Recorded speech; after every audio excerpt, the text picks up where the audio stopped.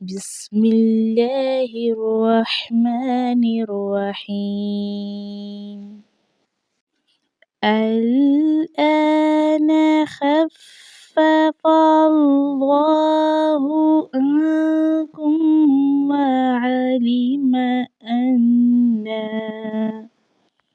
أن فيكم ضعفا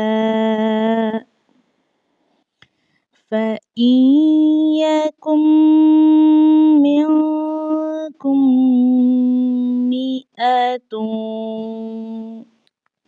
مئة صابرة يغلبوا مئتين۔ چلیے اب ہم اس آیت کے قواعد کو سمجھنا شروع کرتے ہیں۔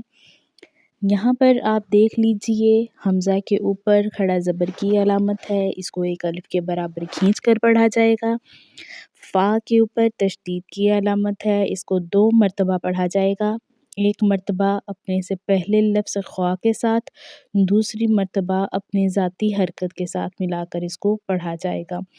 اللہ کے نام سے پہلے چونکہ زبر آ چکی ہے فا کے اوپر، تو اللہ کا جو نام ہے یہ موٹا پڑھا جائے گا، جیسے کہ الآن خفف اللہ،